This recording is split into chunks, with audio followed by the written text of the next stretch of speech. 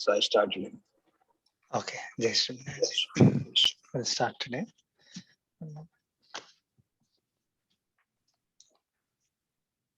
Om Asmadgurubhyo Namaha. Krishno Rakshatu no Jagatraya Guruhu. Krishnam Namasyamyaham.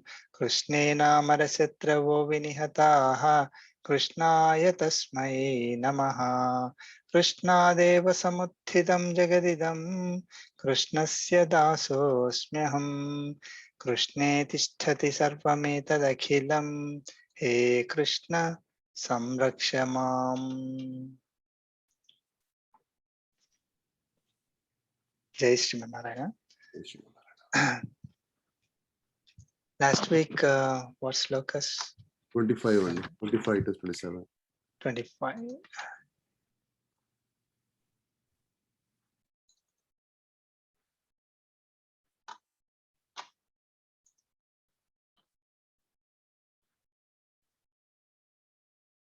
Okay, you can see my screen, right? Yes, and we can see it. Okay. Okay. So please go ahead with 25. Sure. Andy. Chapter 14. Gunatraya Vibhaga Yogaha. Sloka 25. Manava Manayo Stulyaha. Tulyo Mitrari Pakshayoha. Sarvarambha Parityagi. Gunatita Savuchyate. Okay. Jai Shivanarayana. Chapter 14, Sloka 25 summary. The Supreme Lord said, one who has balanced mind in honor and dishonor, who is unbiased towards friends and foes, who has given up every undertaking that is not prescribed, that person is said to be one who has transcended the three gunas. Jai Shivanarayana. Jai Sri Narayana. Okay. So we went through the qualities of the one who has transcended all three gunas.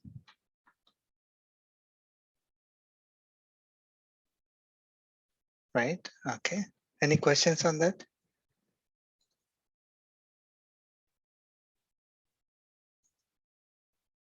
No? Okay. 26. I can go ahead. Yeah, please. Chapter 14, Gunatraya Vibhaga Yogaha, Sloka 26. Sarvaram Mamchayo Vyabicharena Bhakti Yogena Sevate Sagunan Samatitvat Brahma Bhuyaya Kalpate. Samatityaitan. Samatityaitan Brahma Bhuyaya Kalpate. Okay. Yep.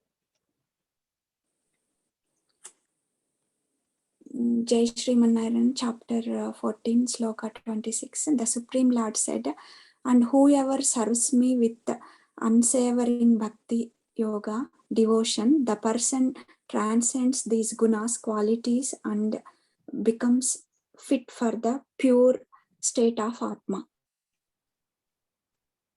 Okay, that's good. So the means to achieve that state, means to transcend the gunas, is to serve Paramatma with bhakti. And that too unadulterated or unswerving, unerring bhakti or devotion. So unless we have bhakti, we will not be able to transcend the three gunas. So that's what Lord Krishna is saying.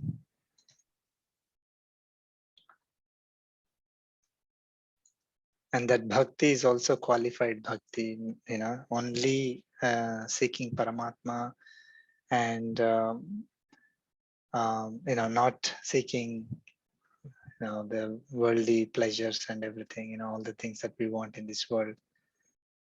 So then only we will be able to transcend the three gunas. Then only we'll be able to clean ourselves and be on the path towards liberation. Okay, 27. Who can chant in it?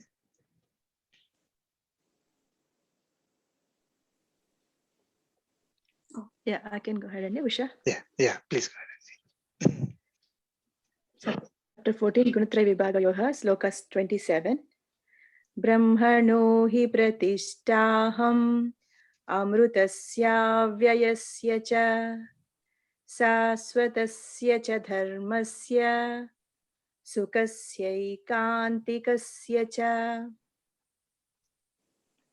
Okay. Jai Sriman Narayana, chapter 14, sloka 27 summary. The Supreme Lord said, because I am the basis of immortal, imperishable individual self, Atma, and of the everlasting power and glory, and of the ultimate bliss. Jai Sriman Narayana. Jai Sriman Narayana.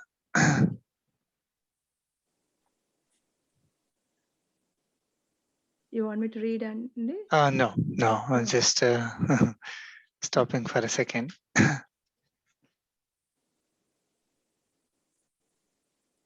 So these three are the three different types of people, right? Artha, Yeah. that's what it is, right? Yes. So people who are seeking wealth, people who are seeking self-realization, people who are seeking God realization. And these are the three different types of people. All of them have to approach Paramatma only in order to get the result that they want. And he's the one that is giving whatever these three people want. But those who are seeking materialistic pleasures, wealth and materialistic pleasures, they will not be able to transcend the three gunas. Okay, so those who are seeking self-realization, God realization, they will be able to transcend the three gunas. Basically, they will attain the pure state of Atma. Okay, so those who are seeking materialistic pleasures, to satisfy their desires in this world, they will not be able to transcend the three gunas. Okay. The difference in second and third, right? I know you might have you explained already. Those who are seeking self-realization versus God realization, the difference is the ultimate, experience with the ultimate, right? Yeah. So both don't get the cycles of births. That's correct. But the second category won't be serving God in the last stage. What is, I mean? Yeah. Now, Okay. after getting liberation, so means liberated from the cycles of births, right? So they will not be taking birth anymore, or they will not be forced to take birth anymore here, like us, like the bound cells. So they are liberated, and but they will be just enjoying their own self. Okay, it is like Sri Swamiji gives the example, like somebody who likes themselves and like just looks into the mirror and enjoys themselves, right? Okay. So I mean, we are also having the same like in the pure state of Atma is equivalent to Paramatma, right? Not same as Paramatma, but equivalent to Paramatma. Okay. So we are also having all those qualities that Paramatma has, those 8 qualities. So we will, even by looking at, experiencing, looking at means, not just with eyes, we're basically experiencing that also gives happiness, gives that happiness which is way beyond what we are experiencing in this world with materialistic pleasures. But it is not same as Serving God Paramatma. Yeah. Yeah, So other when we Paramatma. are just experiencing our own self, enjoying our own self, let us say we get, you know, in a scale of 1 to 10, you know, we get maybe 7 enjoyments. I mean, um, that happiness, that enjoyment is 7. Okay. But when we are able to serve Paramatma, it will be 10. So the highest that you can think of. So it's the ultimate bliss. Both are permanent only. They are not going to come back. Both will not come back. But what what Lord Krishna said is that between these two people, one who is Kaivalyarthi, the other one, Kaivalyarthi is the one who is seeking self-realization. I mean, who is content with his own self. Okay. And he wants to experience his own self, you know, stop with the self-realization. So between that Kaivalyarthi and Moksharthi, the person who is who wants to serve Paramatma, right, in the state of moksha. So this is God realization. Okay, so he's not limiting to himself. He would like to serve Paramatma. So between these two, he you know, Paramatma says he likes, or the between these two, these are the best. The God realization people are the best. Yeah. Okay, so I mean, one who has this knowledge up to this level, why do we want to choose self-realization and stop there, right? And so that's why when we talk about moksha, we don't really talk about that state of somebody who gets liberated and only enjoying his own self, right? So we don't even talk about that. That is, you know, we don't seek it and we don't talk about it. We only talk about moksha means serving Paramatma only. Okay.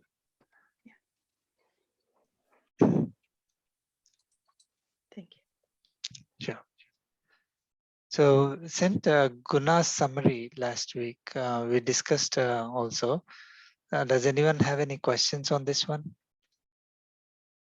So Sattva, Rajas, and Tamas. Sorry, sir. I couldn't go through.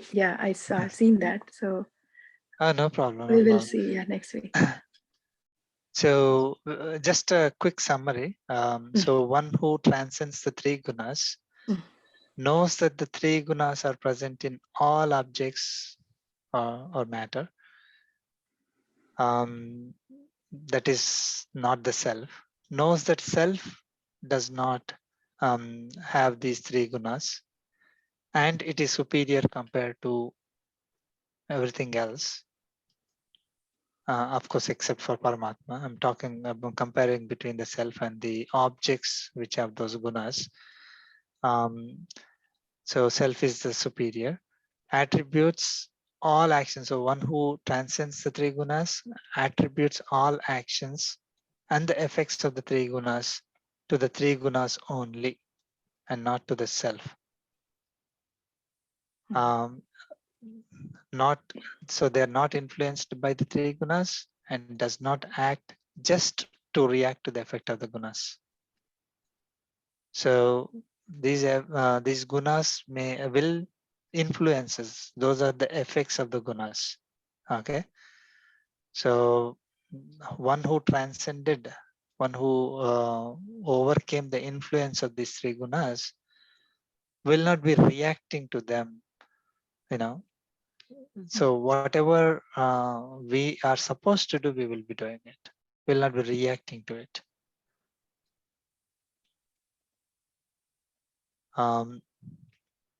So these are, I mean, important points.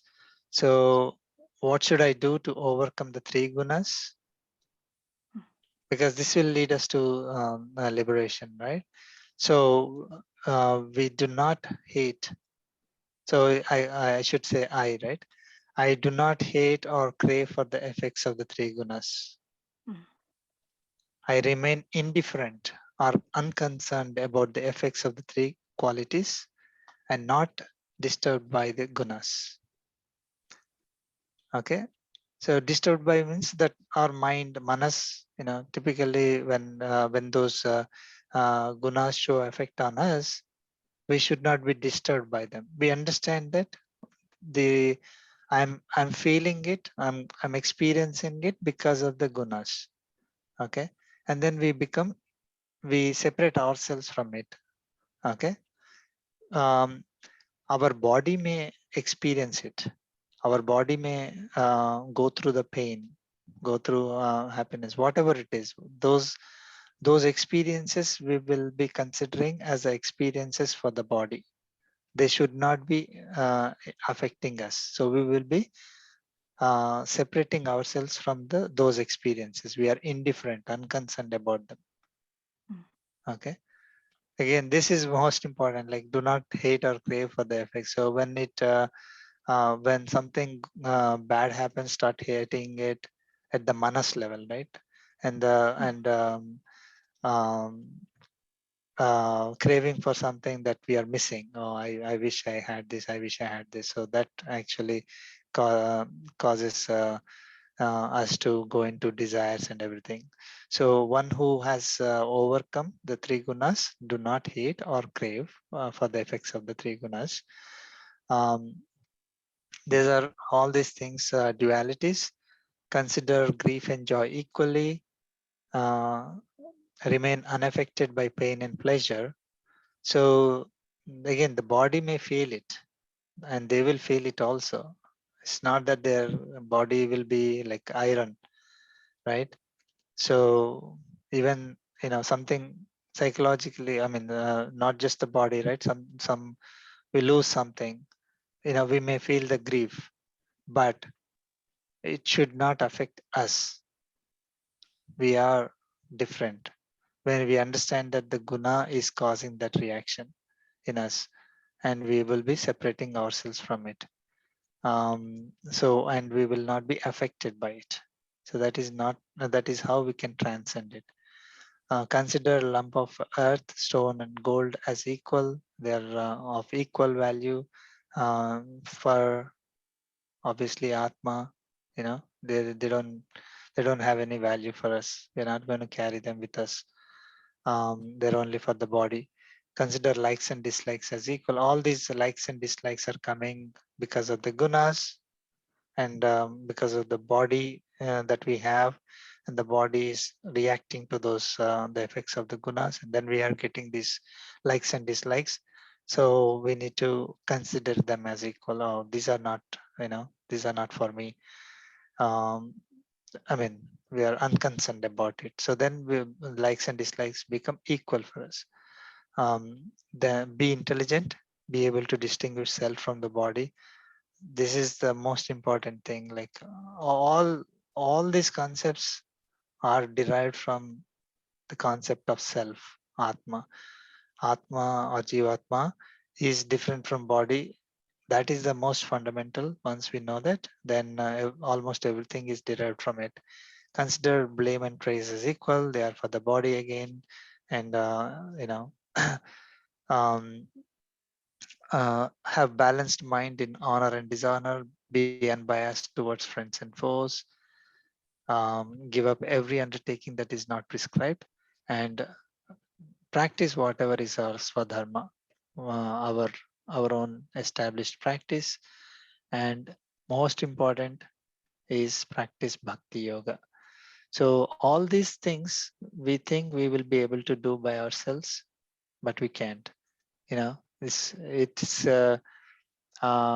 can make an effort, but we will not be successful unless we are practicing bhakti yoga. Bhakti yoga is the means to achieve all these things. So someone can say, oh, I can do all this by myself. Why do I have to pray to God? Then they will obviously fail, because we are all carrying big baggage, right? Karmic bondage or vasanas are with us. We will not be able to suddenly say that, okay, I know from today onwards, I will totally, discard all of them. It's not possible. They are with us. They'll be with us, and whatever um, actions that we need to do, I mean, based on whatever karmas are assigned to us in this life, we would be forced to do them. That is what is karmic bondage is. So when we are doing those activities, then again they will, we get the results and we get affected by it. Again, based on our whatever vasanas that we have and whatever gunas that we are attached to. So it is, we can make an effort, but will not be successful unless we practice bhakti yoga, do everything as service to God, surrender to him. Then it will start clearing the clouds. Like otherwise everything will be looking like driving on a road with no visibility. I can try, probably, I can drive on the road thinking that road is always straight, and probably nobody will come in front of me. But we may suddenly hit something, and by the time we see something, in front of us on the road, it may be too late, and then the car will hit, right? So that is what like we are trying to do, those things to transcend the gunas by ourselves, is like driving on a road with less visibility and lot of curved road and lot of things, a lot of traffic on the road. Then we will not be successful. But when we practice bhakti yoga, the visibility increases, and we can see things clearly. We are able to control ourselves better, control the car better in terms of car, right? Example. So we'll be able to drive smoothly on the road without hitting anything. Prasad Garu, Yeah. so I think, at least I don't know, myself, right? Talking about, we should start with karma pala tyaga, right? I mean, why didn't you mention that in this list here? Amanitvam, adambitam, those kind of things. Because even we need them, then the bhakti yoga, right? First of all, it will be karma pala tyaga. Yeah. So practice bhakti yoga, and bhakti yoga cannot be practiced unless we start with the karma yoga, right? Yeah.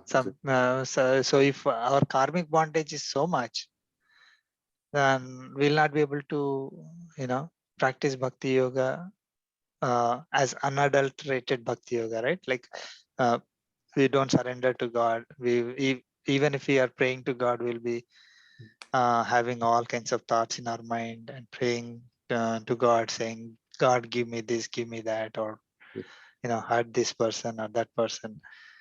So yeah, you're right. So I mean, this one doesn't mean that you don't practice, karma yoga, jnana yoga, right? Karma yoga supported by jnana yoga should be there. So bhakti is important here. Like just for practicing karma yoga again will not be able to transcend. We will not be able to transcend the three gunas. Okay. Yeah. See, karma yoga also has a bhakti yoga as part of it. So it is like again the three gunas, right? The three gunas that we see here. So sattva, rajas, and tamas. Sattva dominant will be supported by rajas and tamas. So in other case, for another person, rajas dominant supported by or having little bit of sattva and tamas. And then for another person, they could be tamas dominant people with sattva and rajas as as secondary.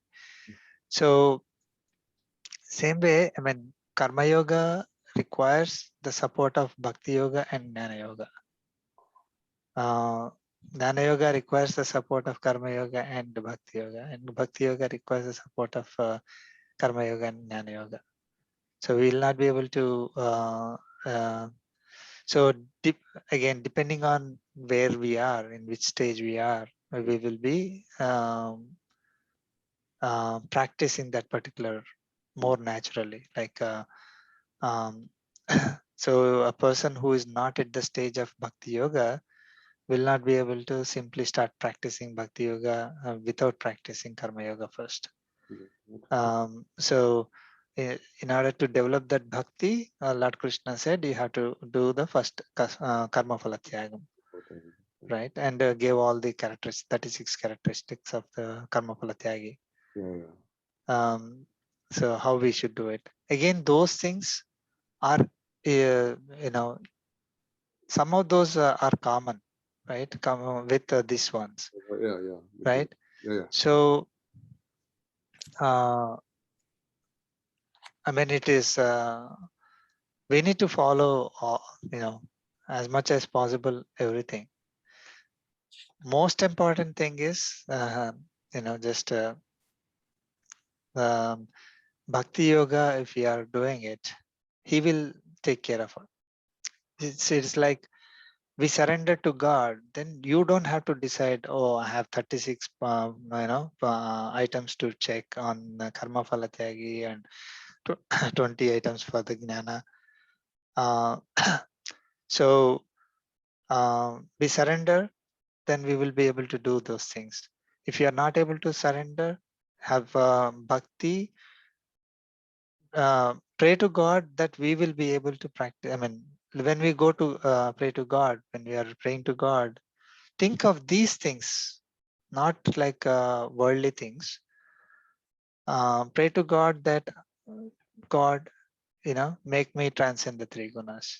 God, make me follow the karma phala tyagi, characteristics, whatever characteristics that are mentioned. May give me the, gnanam, to in order to get the self-realization. So to get the self-realization, there are 20 items that we need to have. That is the gnanam that we need to gain, right? So give me those things, make me understand those better. Then he will, he will give the ability to us to.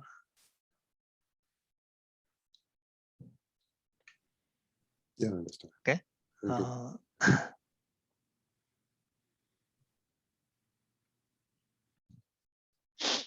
Yeah. So in that I have actually given all the slokas where guna is mentioned in the previous chapters.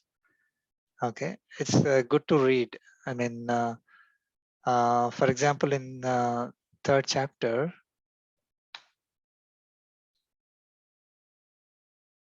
okay, so he says no one ever stays inactive even for a second, because every creature is involuntarily pushed to some action by the qualities produced from the nature.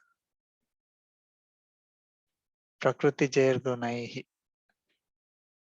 So when we were going through this third chapter, probably we didn't realize. I mean, at that time, we didn't have the this guna concepts, and then all the three gunas, and they are the agents of action, right? So, but just when even in this chapter also, wherever Lord Krishna mentioned about action, he said action by the qualities produced from the nature, not not our qualities. It is qualities produced from the nature, he said. Okay. Even tamasic people. Yeah. So so anyone taking any action is because of the three gunas only. So tamasic people, let's say, lazy, sleepy, ignorant, having delusion, all that is because of the quality that they acquired, or that is being, they are influenced by the effects of the quality, the tamas quality, right? So under that influence, they are acting like moha and pramada, alasya, nidra, and all that. So, okay. so it is not the quality of that person when we are looking from that. I mean, the if I am saying the person, that atma, right? So it is not the quality of the atma in that person. It is that atma got influenced by the effects of the three gunas from nature, and they are inherently carrying some vasanas. So I mean, if everybody is born like with zero, right, from starting from scratch, then uh, anybody can become any of these three. It is not like that, right? So that is the beauty of this one. So when we practice, sorry, when a guna is dominant in our life, this life, let us say, that determines what kind of birth we are going to get in the next life, which will be in sync with what we are practicing right now, right? So we are naturally inclined towards those things.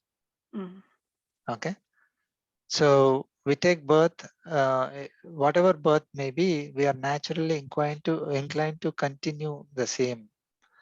So, but it doesn't mean that we are not affected by the other three gunas, other two gunas. So let us say we are sattva dominant now, and we take another birth of sattva dominance. I mean, we take a birth in a family of people who are, uh, having the Atma Jnana, and the environment is also like, from maybe as soon as somebody starts speaking, they are taught Bhagavad Gita and Vedas and all that, let us say, and then they are explained about that, and they start understanding who is God and all that. So they are in that environment where they can practice, they can continue to gain the knowledge. Okay, but doesn't mean that they will not be affected by the other two gunas. They will also be affected by the other two gunas. It is up to us. It is up to us whether we want to change from our natural inclination to whatever we want in that life. So that is that part is in our hand. Like I could be born in a Rajasic family, but by choice I can go to Sattvic. Okay, I can start practicing Sattvic. I mean, I could tune myself to be Sattvic. And same case, if someone is Tamasic or Rajasic person can go into Tamasic. Actually, Rajas leads into Tamas. Okay, so we learned Rajasic quality, right? Dhyayato Vishan Punsaha Sangasteshu Pajayase. What is that sloka number?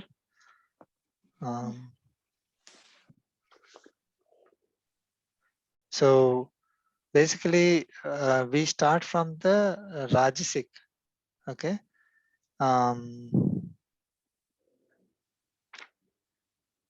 And then finally we end up with Tamasic.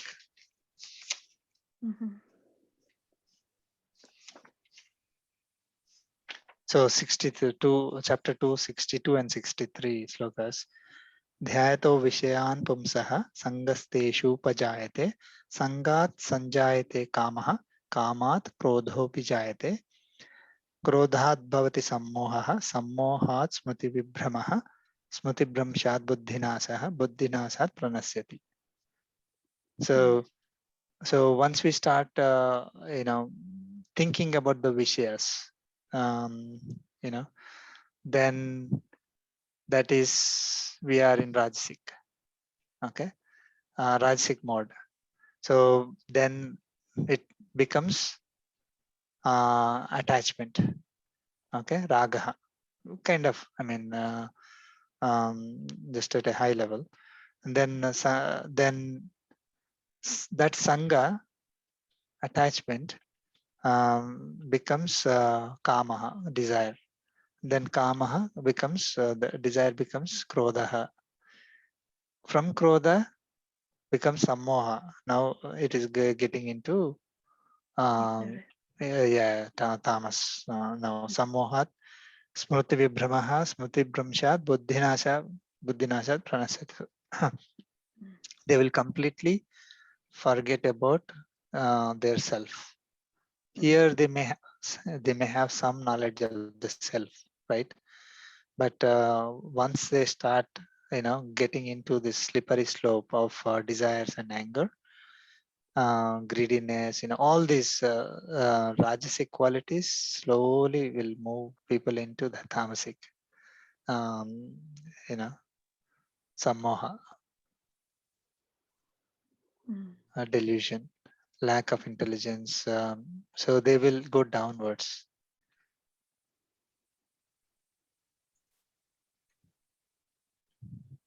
Okay, so in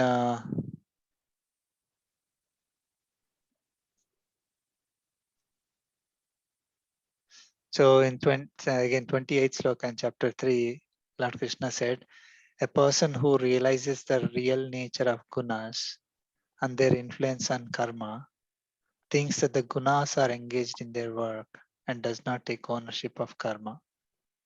Very clear, right?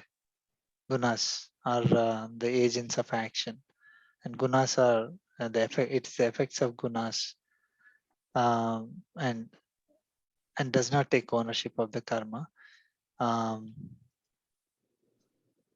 So those deluded by the gunas of nature get attached to the activities of gunas. Those who have complete knowledge should not disturb such slow-witted people who do not have complete knowledge. Of course, Lord Krishna here is saying that, don't confuse those people who don't have the complete knowledge of all these gunas and all that stuff. Um, so we practice, basically we do our own practices. We don't stop. We don't stop our activities saying that, oh, these activities are by the gunas and I don't have to do it. No, we have to do our our swadharma, but we will make sure that we are not attached to those activities. We will not be attached to those results of those activities. Okay, so, and obviously, we bhakti yoga will be like, do it as service to God, will become bhakti yoga there. 328 does not take ownership of the karma. Mm. Explain that a little bit. I mean, yeah, he said gunas are engaged in the, yes, gunas are engaged in the work. I am doing it. Okay, this that is the ownership of the karma, right? See, basically,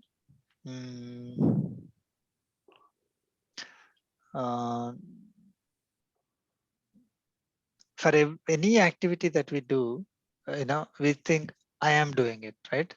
Yeah. And then the and why do we do that activity is because I want something. I thought of this, right? I am feeling this, So, for example, I mean, negative example. So let us say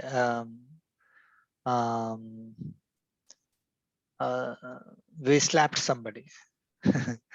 Okay, saying. So then it is because the guna that action happened, and the guna is not my guna. That is not mine. Yeah. Okay, it is guna of the prakriti. Okay, and my body, which is made of prakriti, is having those gunas, and it is influenced by the guna. Of course, it is not good. that whatever action occurred is in reaction to that guna, right? Like internally, I got that feeling of doing, whatever I want to do. Okay, that is a reaction to the anger that I got. Yeah. Okay, I mean, when we know that that's not me, that doesn't serve me any purpose. In fact, it will take me down because I'm going to be influenced by the guna. Anytime we are influenced by the guna, we are acquiring the karmic bondage. Yeah. Right? So then, because it is by the guna that is happening. And then, but what we do is, I became angry and I did this one. There we completely think that this I am body, and we lose the concept of Atma completely. Okay. And even though it's the body that got affected by it, maybe body is feeling cold, hot, whatever it is, or somebody commented on the body, for example. Okay, and then we think, oh, they commented about myself. My Like body. they said, oh, you're this and that. You don't look good, let us say. Then we say, oh my God, I mean, now what happened to me? Or we will become angry that that person said that, and then we take action. So all this is, we are getting influenced by that guna. Okay. Atma by itself does not act unless it is influenced by the Nature. nature, Nature. right? Influenced by the guna. There is a, because we took birth in this body, there is a duty that is given to us that we need to do. So that's what it is. He's saying, right? No one. So I can say Atma, doesn't have to do anything because inherently Atma doesn't need to do anything, right? All these actions are because of the influence of the gunas, and let us say I think, oh, I'm self-realized now, and also I transcended all the qualities. Then I could simply sit quiet. But what Lord Krishna is saying, no one ever stays inactive even for a second. Okay, so we need to do our whatever activities that we are doing. We need to do with the understanding that like we should not be thinking I am the doer. Okay, so we should not take ownership of that action. And this is by me only. Okay, and the result is for me. The result belongs to me for my enjoyment. Should not be there. So gunas are, because I took this birth, there is a, I am doing this activity. Okay. The gunas are influencing me to do this activity, right? The activity is supported by Paramatma, and the activity is for the sake of Paramatma. Okay, and the result belongs to Paramatma.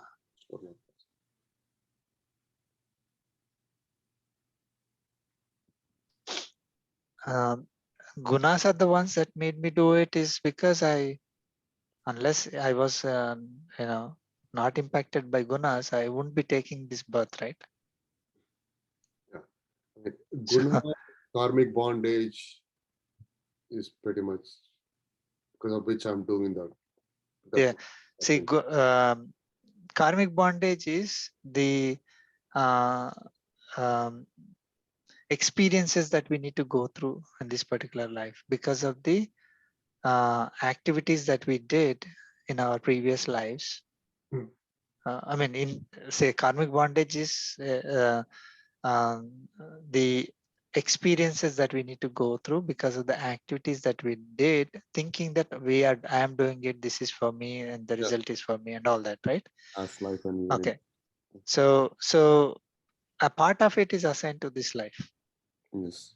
Okay, so we need to go through those experiences, and the guna that was dominant in the previous life will determine what birth I take in this particular life. I mean, the kind of birth. Okay, so we will, but we have to go through the experiences that are assigned to us through the karmic bondage. Yeah. So these experiences are because nature is acting upon you, right? I mean, this is you're doing it, no? No. The karmic bondage is like Little So just want to give an example, actually, right? Just one example. So if I'm showing anger, or if I'm showing something, right? I know that's not mine, but that's from Prakriti. But I'm doing it because of my karmic bondage, right? I mean, I'm kind of doing. I mean, I'm angry because of some whatever reason. Maybe that's not a good thing, right? That's one of this. That's not a sattvic guna. That is a tamasic. Yeah, it's a good point. I mean, so we do all bad activities and say, "Oh, this is my karmic bondage. I'm forced to do it." No. So that is what people who want to take advantage of this knowledge will do. Okay. So basically, karmic bondage is, say, for example, um, financial problems, health problems, let us say, on the negative side, I'm saying. Okay. No matter how hard somebody works, Yes. they're still struggling. Yes. Why? Okay. And the other person, see, there's no gunas or anything there, like, so we are even in family lives also, in our families, right? Some even in spite of all our good intentions, things don't work out. In spite of not doing anything, right, by ourselves, everything will be great, right? Everybody will, like, even let's say in our office work, in spite of doing everything that we can think of, still the project fails. Okay, we may have to experience that, or we may have to go through health problems. Okay, in spite of all the precautions that somebody may take, they may go through some health problem. So that is a kind of karmic bondage that was assigned for that particular life, and they have to go through that. There is no way they can avoid that. Okay. So, but there are things that are in our hands that we can do going forward. Like, it's a perfect example is that health practice. So, I mean, if you look at it, someone who is, let us say, smoking for 10 years, okay, and then they stop, whatever effect was there of those 10 years of smoking, they have to experience it. But because they stopped, from that moment onwards, that effect is not there. So just because they stopped on the 10 year plus 1 day, right? I stopped smoking, and then but I still got cancer. So if they, let's say, forgot what happened for the 10 years, and they only know about that 1 day final, and then they say, I don't smoke at all, but I got cancer, right?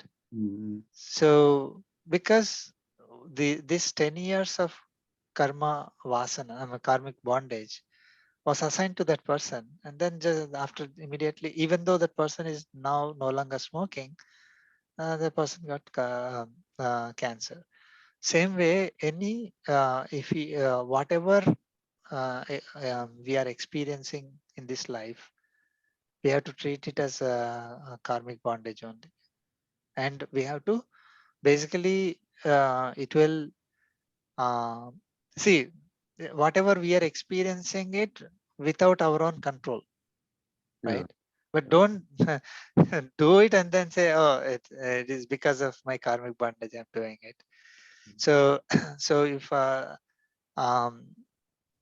if by chance something falls on us, okay, then don't blame ourselves in this particular life or whatever happened or somebody else.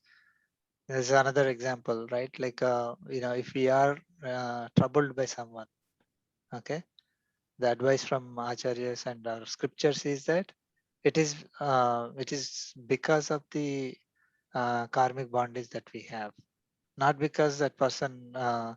We see that person may be doing it by themselves. Okay, that is a different thing. That we don't have to judge that person. But when we experience something, we have to think that it is because of my karmic bondage that I'm experiencing this pain or whatever it is. So then we will not be focused on the other person. Otherwise, for everything that we experience, we are going to look for who did this and why did they do it, and then we start hating the person or putting them on our head. So that will lead us to, again, more and more karmic bondage. Thinking that it is because of my karmic bondage, I just have to experience it, just leave it that way. Then I don't have the I don't get this kama, krodha, and all those, right? If let us say someone scolds me, I react back, then that anger is rajasic. I'm influenced by that rajas quality in the nature, and I'm acting because of that. So that is my choice. Yeah. So Sattvic person can have, he might be smoking, he could go through that karmic bondage, right? But he could be Sattvic. I'm sorry. Sorry. Sattvic person, right? Uh-huh. Sattvic, he could be smoking, but he's Sattvic. I'm trying to understand. So he can be Sattvic, but he can still smoke and stop after 10 years, right? But the smoking. So, the example, if you take, that is basically, current world example. Yeah. It's not. So, a sattva person has knowledge. Okay. Sattva person his characteristic is happiness. I want to be happy. That happiness is not the physical happiness. It is, they want to be happy with that knowledge that they have. Okay, so that's now anybody who has knowledge, Yeah, they won't do that activity, right? Person who is smoking means doesn't understand that knowledge it is means causing math, problem. right? Someone knows math knowledge. That itself is knowledge, right? That's right. But the person who is having sattvic quality, okay. If you take, see, they may be affected by the tamasic or rajasic quality at any moment. That's fine. Like as I was saying, sattva person doesn't mean that they are sattva throughout their life, right? Exactly. That's what I'm saying. Yeah. It could be, and he might have stopped. Right? So any activity that they do which is rajasic or tamasic, at that moment it is rajasic. At that moment it is the rajas is dominant. At that moment tamas is dominant.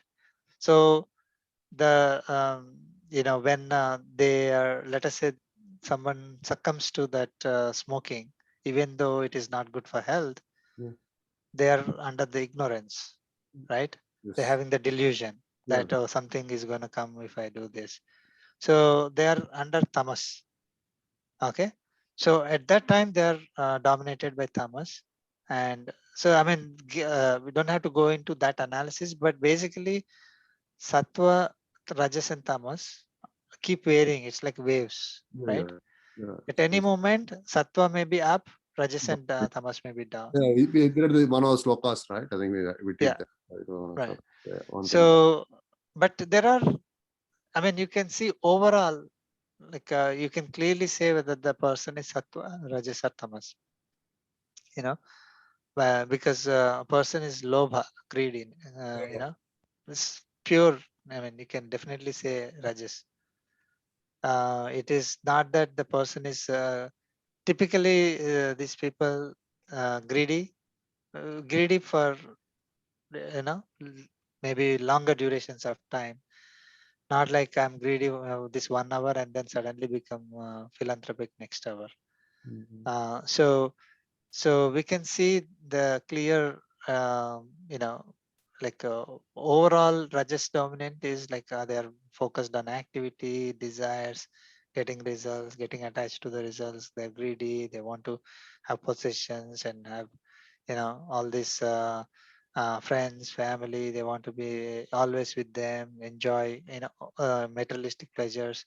So they're that kind of a person is Rajas dominant overall. At a maybe for an hour they may probably become sattvic, or an hour they may become tamasic. That's fine. But overall, if you have those characteristics that I mentioned, like Rajasic, Rajas dominant person. So if at the moment of death, some Rajas is dominant, then that person is going to, again, take birth in the family of those who work with attachment to results. So he'll continue, because that's what he would be taught from day one. That's what he will continue again as Rajasik.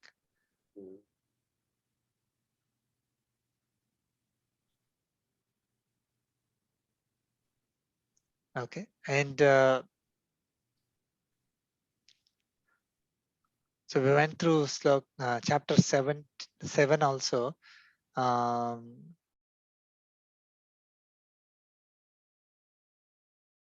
So for example, this entire world deluded by objects composed of these three qualities, sattva, rajas, and tamas, does not recognize me, that I am superior and immutable beyond these objects.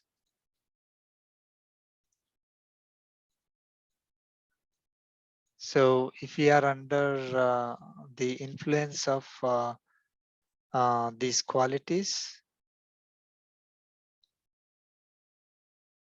then we will not be able to recognize Paramatma. Yeah. So, but it is a, see, to overcome these qualities, I need to have bhakti. But if these qualities are pushing me down, then I will not be even able to recognize Paramatma. So that's why we need blessings of Acharya. Like, so it is like I by myself at that moment, right? I cannot come out of it.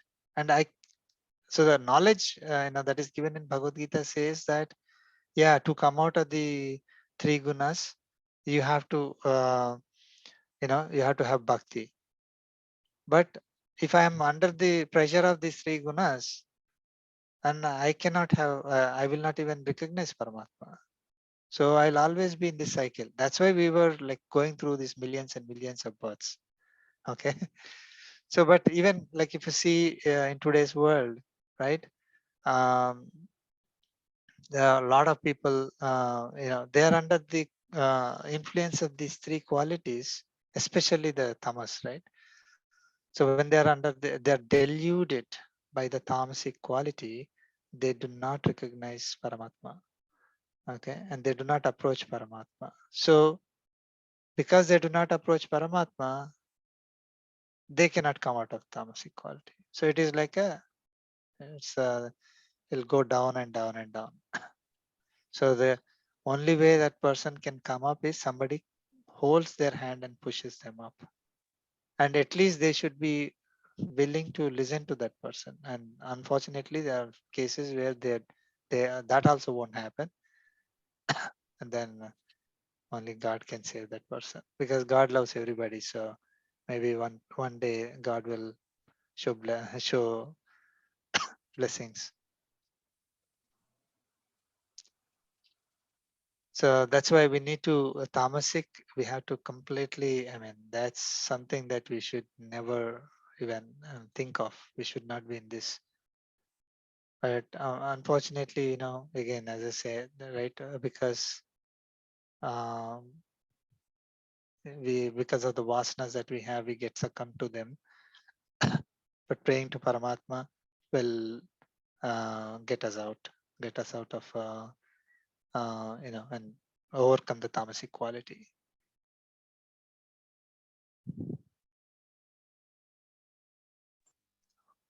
So, Okay. Prasad sir, I just have this question right on this. Maybe I missed it, or maybe I didn't understand. So, our ultimate goal, is to come out of all these gunas, right? Yeah. And to transcend. So, yeah, we can practice in the grihastha, right? We're all grihastha in one or the other way, and then we can try to practice. But coming out of all of those gunas, right? Until you know, those days there used to be vanaprastha, where you give up after some time everything and slowly move to one place and then leave, right? I mean, those days. Now things have evolved, but we did not evolve, right? So we will try to be in the grihastha ashrama, and then not ashrama, a grihastha state, and then continue to be in this cycle, right? Either way, something or the other, right? So why is it so? Why? How come we did not take this action? Or is there anything that we can do, right? Just live as brothers and sisters in a place where we have no expectations, not too much, eat one time, once a day, and things like that, once kids are in college or have their own life, right? Something, right? At some point, we need to have a cutoff plan and then, move on to next stage, right? I don't know. It's my story. If I understood a question, I mean, let me. So basically, when we are in this materialistic world, we will be influenced by these three gunas no matter what. So one way is to come out of this materialistic world, busy materialistic world, and then go to a secluded place. And then we will not be influenced by the other people, other environment, and other activities. So we will be able to practice. Let's say if we want to overcome these three gunas, we will be able to do it easily, is what you're saying, right? But unfortunately, we don't have a choice. That's what you're saying, right? Because as long as we are in this, we need to. Yeah, we have a choice, right? I mean, little bit we can do, right, sir? We hear, I mean, we listen to Bhagavad Gita, we practice, and then we follow Balaji sir as much as possible or whenever possible. At least we prioritize the things differently, and we're trying, right? But what I'm saying is, again, Monday morning, jump off, and then you try to become someone else, and again, different role you're playing. Although you want to be sattvic, you have flip to many sides, right? You need to. Right, because you're playing roles in other words. So one thing is, well, how much is too much, right? There's never ending, all right? We need to end that only by transcending to the next phase. And then slowly, we cannot renounce until we transcend to next phase, right? So somewhere there's a gap. Okay, I'm sorry to interrupt. Like, no matter how busy we are, okay, we can practice these things. Lord Krishna didn't say that you have to take sannyasam to overcome these three qualities. That he never said anywhere.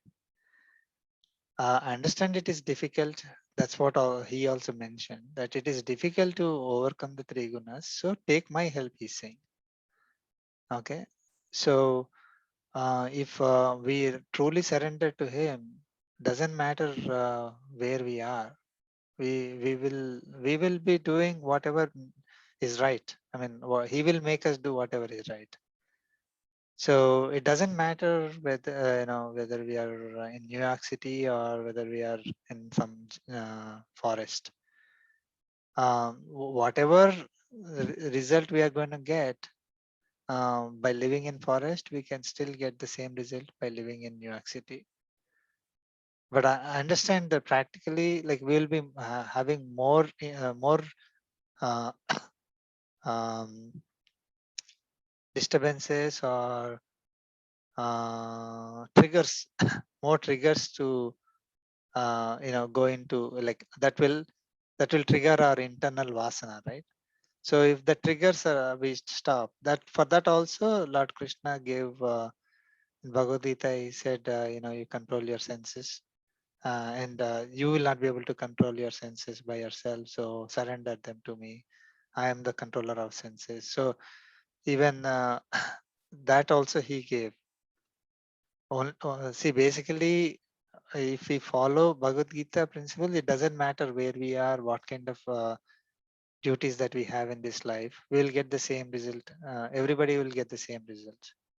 Okay, they'll get the self-realization if they're seeking, or if they get God realization. Of course, God has to approve it. But yeah, we will.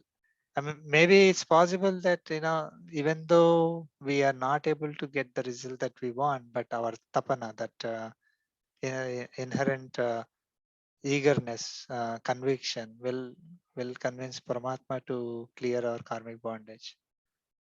See, the clearing karmic bondage by ourselves can be ruled out, no matter where we live.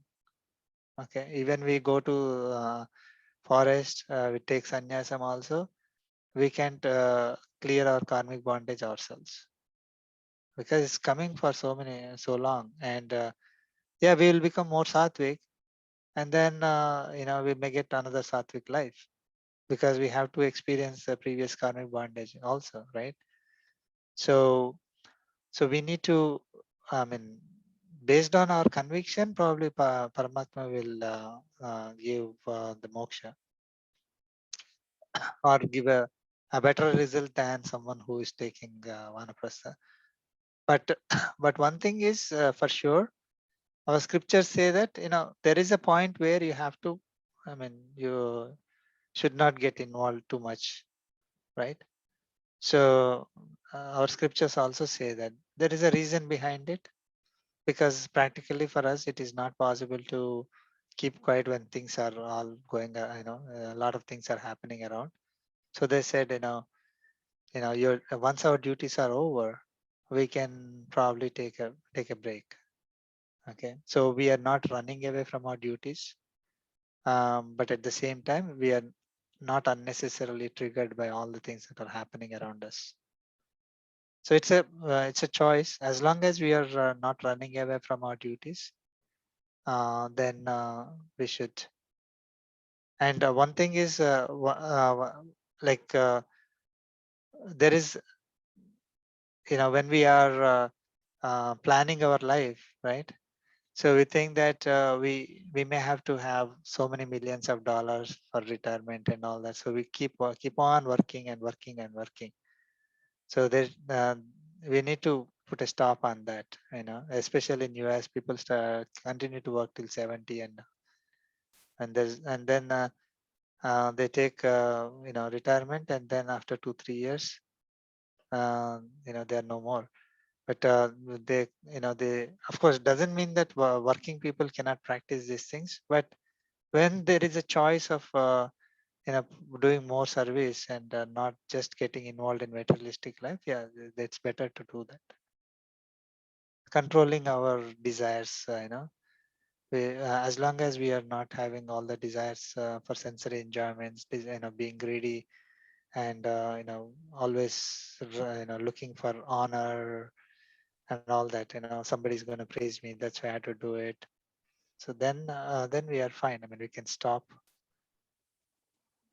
at 50, 55, whatever is the time we think is the right, and then we can, I mean, stop in the sense, cut down a lot of other materialistic engagements, and then we can focus more on spiritualistic engagements.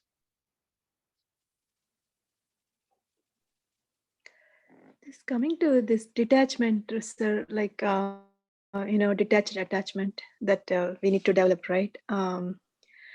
So in that process, I don't know, don't we develop too much practicality in the life, especially like even in friends or friendship? yeah, final goal, you need to be happy, right? In order to be happy, you need to develop these things. Otherwise, yes, I mean, these gunas will be affecting you. You will be unhappy, especially in friends. Like we don't, we are told like not to expect things from anyone.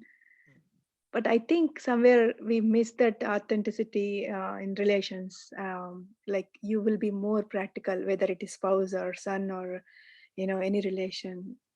um, I feel not, I mean, I know the purpose of life is like God realization, but still I don't know, I always feel we'll be developing too much practicality. And When you say practicality, what do you mean? like we should be very practical, like suppose two friends are there, right? um Trust, and we believe in them, we trust them. In that process, automatically, even though with knowing or unknowingly, we develop this attachment and expectations. And once you start expecting, yes, if they don't meet your expectations, that is when these clashes come. Yeah. Yeah. So in order to avoid those things, yes, we should keep drawing those lines around us. Okay, you have a limitation, you have a limitation, you have a limitation. um i There is I don't no, I know mean, whether we won't find a person that especially for you, or you are for them. In that why do I you need feel, another person, first of all? yeah, I know you you asked that. Our goal is, we have God for everything. um that's what I feel, like there is no meaning to this. I know that is the our goal also. We should be realizing, my Yeah. friend that you are attached is not, it is midya, like don't. I feel there is no meaning of any relations in life. No, no, no. I mean, that is, we should not be looking at it that way. I mean, we always love everyone, you know. So it's not like we have to become a rock. We should not have any feelings. Because if we have feelings, that means we are not following this principle. Because if you have feelings, then I get attached to it. So let me not have feelings. So that is not the purpose. I mean, we have to uh, be engaged with whether it's friends, family, or in a society, everything. But don't have expectation. Don't do something expecting something back. Is what it says, right? So so any activity that we do, if we are doing it because we need to do, we have to do, we do it as service to God without expecting any result in back. That's it. It is good. Loving another person is also same. Like you love that person, doesn't matter whether that person reciprocates back. If it doesn't reciprocate, then it it should not be like oh, I'm so sad now because I loved this person so much, but they're not showing that same thing back to me. Yeah, I mean, you have to keep telling yourself, the Yeah. yeah, you shouldn't expect. That is, I understood well now, by now, this thing. No, expectation is the main reason causes, any dukkha in life or anything, like, Yeah. um, Yeah. I mean, they were saying last week, I think, unfortunately, happiness is all based on these three gunas only. mm, mm, So the more we attach to these gunas, see, if I have to be happy, then I have to have these three gunas. That is how it is. mm, Like if I have to be happy, I need to see a movie, let us say, and then I have to go to a movie theater to see it. Okay. If I have to be happy, then based on the result of a karma, mm, okay, then I have to be rajasic. mm, Done. I'm not transcending the guna. So if I define any activity, okay, I will be happy when my desire is fulfilled, or when I have more money, or when my expectations are met. Um, when I have sensory pleasures. Okay, so that is how we define our happiness. The more possessions that we have, more happy relationships that we have, more money, and when whatever we do, expecting something, the result is according to our expectations. That makes us happy. When our body, classic example, our body should be perfect always, 100%, forever. Right. That has to, in order for us to be happy. So these are all like we define our happiness based on the rajasic quality. So we run after them. So then we become rajasic. So in the same things that we we take care of the body, but don't have expectations that it will be perfect. Take care of, do take care of your friends, family, everyone, but don't expect that they will reciprocate back. Do your work. Again, don't expect that you will be honored or you will get the result that you are expecting. So, then we are overcoming the rajas. But unfortunately, we think that if we do that way, then there is no happiness for us. Right? So we need to come out of that. The bottom line is that we need to come out of that concept that I am happy only when these things occur. Right. That's true. Yeah, I know. So and we need to be happy with ourselves. That Right. is We what. should not put our happiness in somebody's hands. I mean, even dukkha or whatever. It should not be from others. Like, yeah. Okay. So that is why we call it as self-realization. So self-realization is basically realizing that that you focus on yourself and being happy with oneself.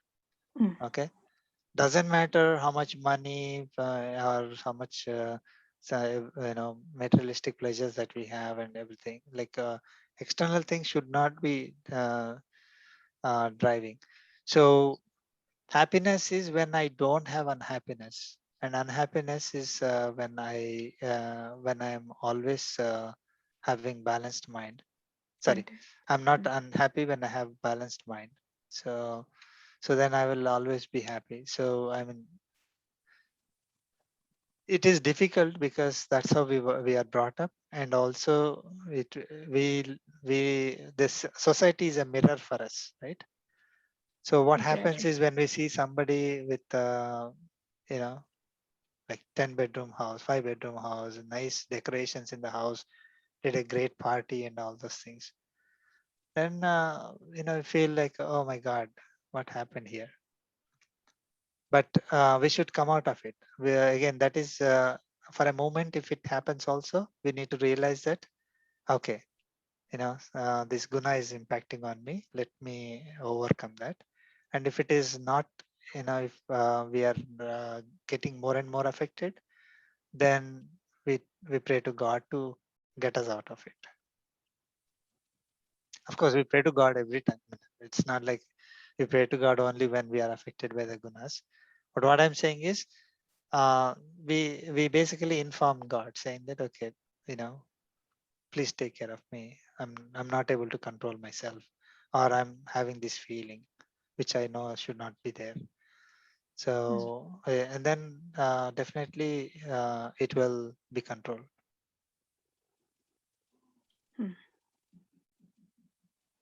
Yeah. Now, at the end of the day, none of these things are going to come with us. So once we realize that, then immediately all the concerns, reactions, and all those things will subside.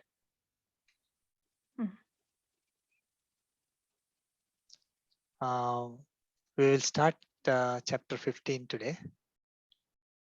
Okay, and maybe at least 2-3 slokas if we can. Sure. Sure.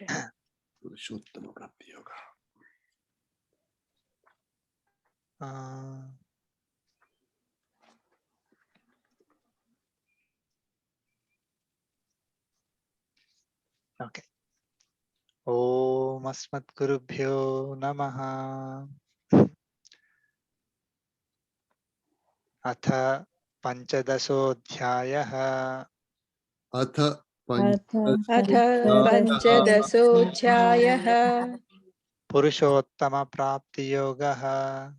पुरुषोत्तमप्राप्तियोगः Sri Bhagavanuvacha. Shri श्रीभगवानुवाच ऊर्ध्वमूलमधःशाखम् ऊर्ध्वमूलमधशाखम् अश्वत्थं प्राहुरव्ययम् अश्वत्थं प्राहुरव्ययम् छन्दांसि यस्य पर्णानि छन्दांसि यस्य पर्णानि यस्तं वेद स वेदवित् यस्तं वेद स वेदवित् Let's chant together. ऊर्ध्वमूलमधशाखम् अश्वत्थं अश्वत्थं प्राहुरव्ययम् प्राहुरव्ययम् छन्दांसि छन्दांसि यस्य यस्य पर्णानि पर्णानि यस्तं यस्तं वेद स वेद वेदवित्. वेदवित् We will chant the second sloka also. It's related, so let's do that.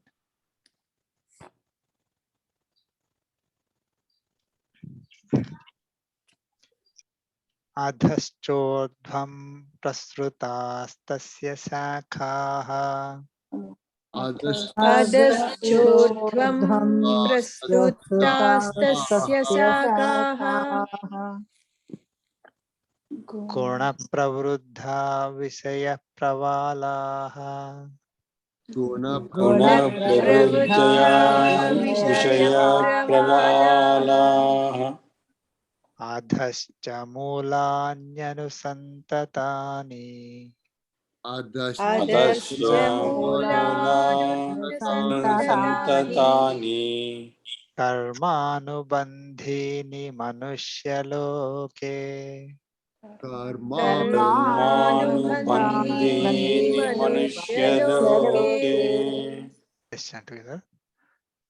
अधश्चोर्ध्वं प्रसृतास्तस्य शाखाः गुणप्रवृद्धा विषयप्रवालाः अधश्च मूलान्यनुसन्ततानि कर्मानुबन्धीनि मनुष्यलोके.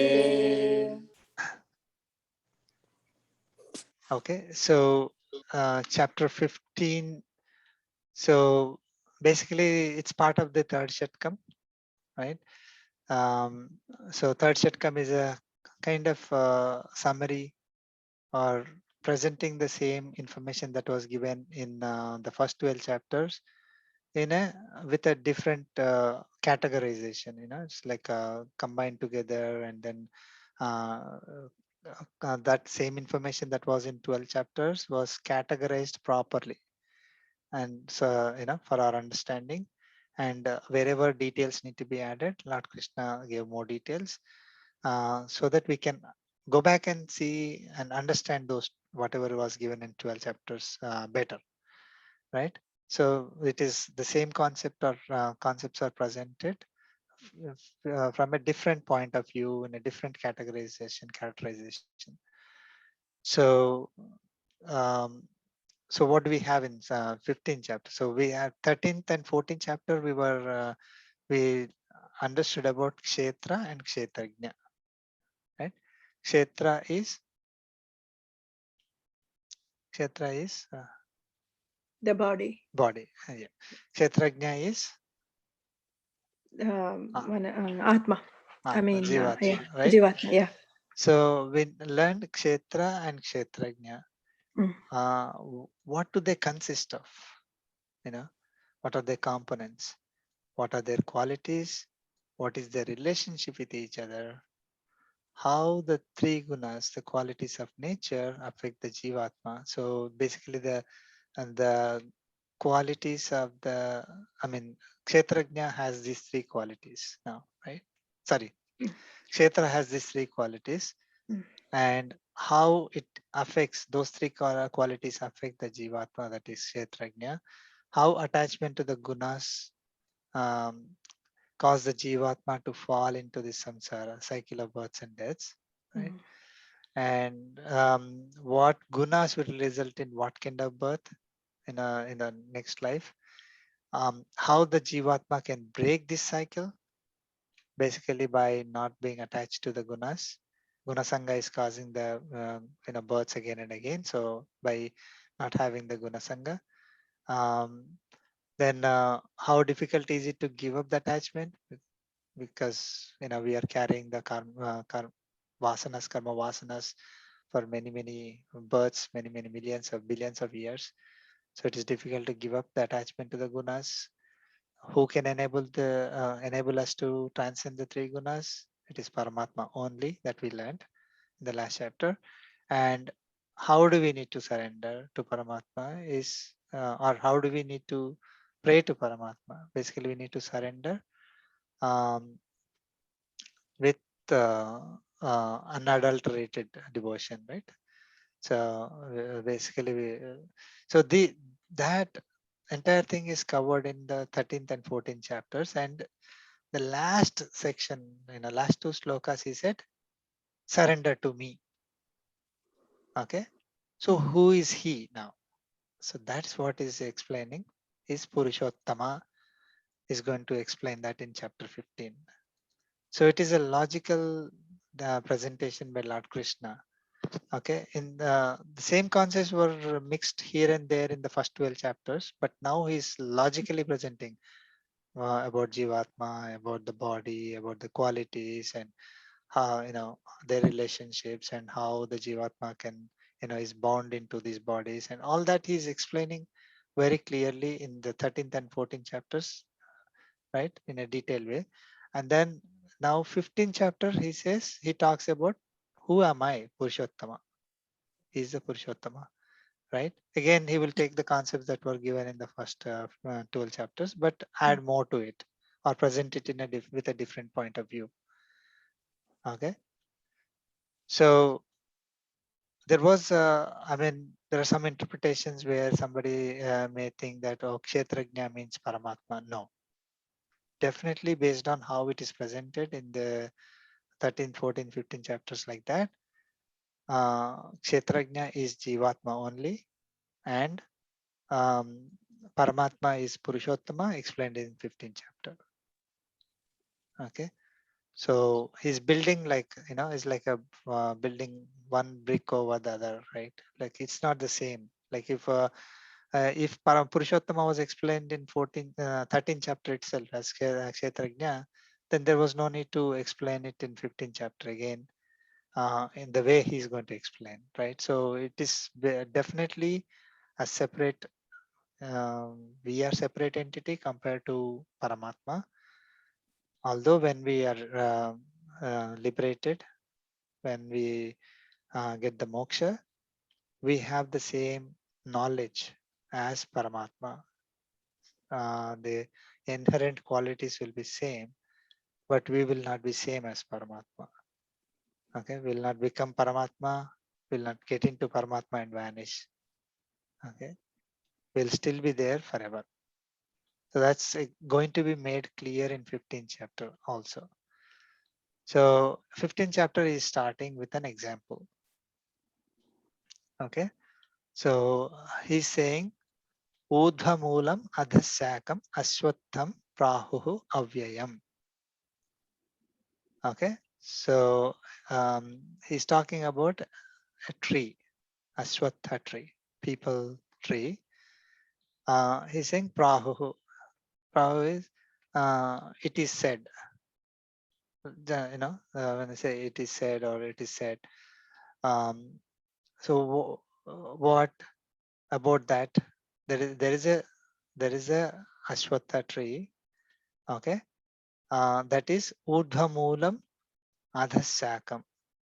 that is roots on the top or above, and adha sakam, the branches in the bottom or below. Okay. Avyayam, the tree is imperishable, can never be destroyed. Okay. Indestructible. So there is a tree, Ashwatha tree, which has roots on the top and the branches in the bottom, that is in there forever. Okay, it is said. So basically, this particular Ashwatha tree he is giving as an example for the samsara, for the um, cycle of our life, right? So he's explaining further. Yasya parnani, so whose leaves, parnani, leaves are chandamsi, are the chandamsi direct meaning is Vedas. Okay, but Vedas means what is that, like, is it a book, like leaves are like the books hanging on the tree? No, the leaves are what is contained in the book. Okay, what is contained in the book is the activities that are prescribed, so those are the leaves for the tree. And he's saying yaha, so whoever tam veda saha vedavid, so whoever knows that, knows, he is the one who knows the Vedas, who is the one who is really knowing the Vedas. Little bit cryptic. This is very, I mean, lot of thought process went into people who wanted to understand this. Our acharyas, rishis try to analyze what Lord Krishna is saying here. Okay, we will clearly understand. So one thing that is confusing is he's talking about something that is inverted tree, and the tree has some leaves, he's saying, and then the leaves he compared to some Veda. I mean, what is he doing? So, and then whoever knows this is the one who knows the Vedas, he said. So we'll continue. I'll explain further.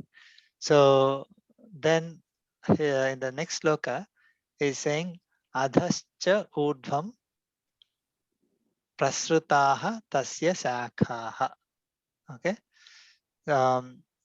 So how are the sakas to the branches for the tree? Okay, tasya shakha, those of the tree. Okay, the branches of the tree. Prasrutaha, they are like spread over. Like you imagine tree now, like a big tree now. Okay, then it will be easy to understand this. And how are they? The branches adhaha cha urdham. So they're some are going up and some are going down. Okay. So imagine a tree. Now it has all the branches, and some branches are going.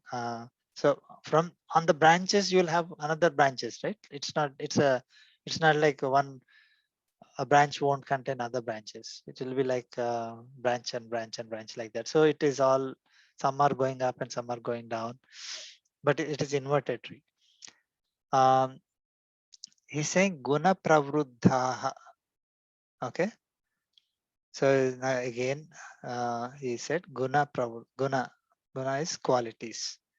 The qualities which are sattva, rajas, and tamas, pravruddha, nourished by those qualities. So this tree is guna pravruddha, is nourished by the qualities. Okay. Vishaya pravalaha. Vishaya pravalaha is Vishaya, is sense objects like taste, smell, touch, hear, and form, right? Like a beautiful form, the nice sounds. I'm giving the positive side, right? Nice sounds, good taste, good smell, and then nice comforts to feel. So those are basically whatever we are experiencing in this world. Those are vishayas. Okay, vishaya pravala. Pravala means it is a sprout, something that sprouts or shoots. Okay, from a trunk or the branch. Okay.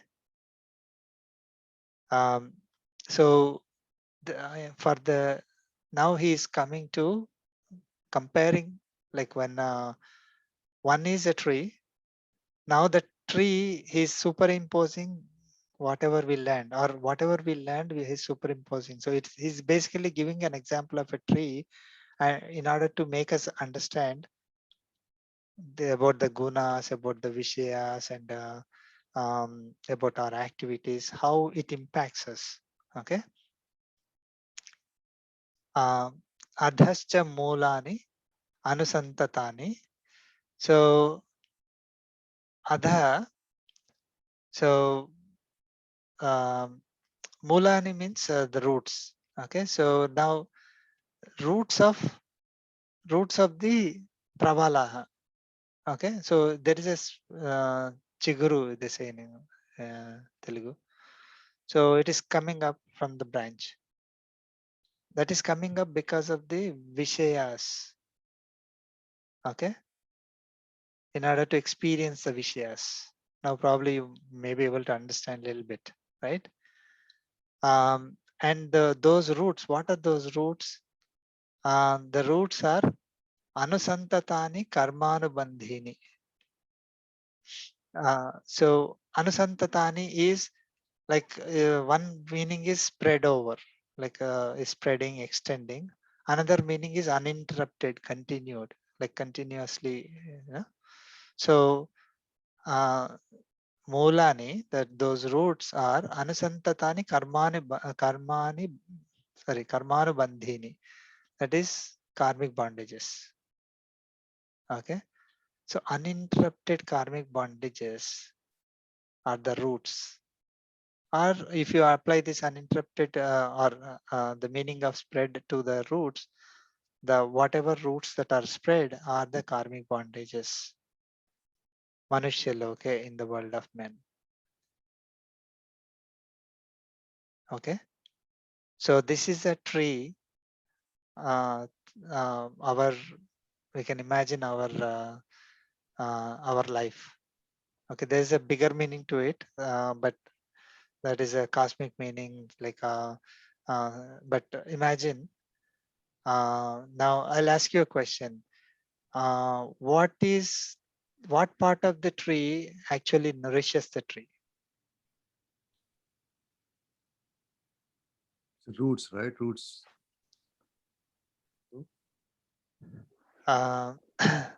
Okay, that's what I thought. Water, whatever we give from the roots will go. What part of the tree actually makes the food for the tree? The leaves. Leaves. Yeah, nourishing Leaves. is with the one which is making the. So it uses the water that comes from the roots, yes, but by roots by itself will not make the tree survive. I think leaves create that. What is that called? We read in school, right? Something called Satata. No, that's called something. Yeah. Okay. Okay. Yeah. So leaves are the ones who are making the food for the tree. For the tree to grow. Okay. So if I was looking into why these leaves, right? We could just simply say, okay, yeah, the example looks good, but see how much Lord Krishna has. It was so wonderful when I did the research into the tree and why he compared the samsara to the tree, Ashwatha tree. Is so amazing. So these leaves, if you actually, for the tree, if you take out the leaves, then the tree will die, it seems. Of course, we see that in the fall, all the leaves will fall down, right? That is, the tree actually knows how to keep the food inside, and then it is able to survive by itself through the winter. So it again comes up, for the trees which the leaves fall, right, in the fall season. They are built to store the food for the winter, and then the new leaves come. Okay, but if you really take out the leaves completely and keep the tree like that, it will die because it will not get the food. Okay, so when the tree is growing, right, what is happening when the tree grows? Our roots are becoming stronger, and I mean they spread more, right? Isn't it? Yeah. So it becomes difficult to uproot it. Yeah. And take out the, I mean, it is difficult to cut also. Yes. Right? Okay. Now, imagine we are like, let us say, just the roots. Okay. Just the root with a small sprout, let us say. Imagine ourselves. The roots are karma bandha. So those karmic bondage caused us to take birth. Okay. Now we start that leaf is there. The leaf is again, preparing the food, and the tree starts growing. Okay. Now the leaf is basically, what he's saying, for the tree. For the tree, nourishment is a leaf. Okay. Nourishment is leaf. So here, our tree is nourished by the gunas. Guna pravruddha.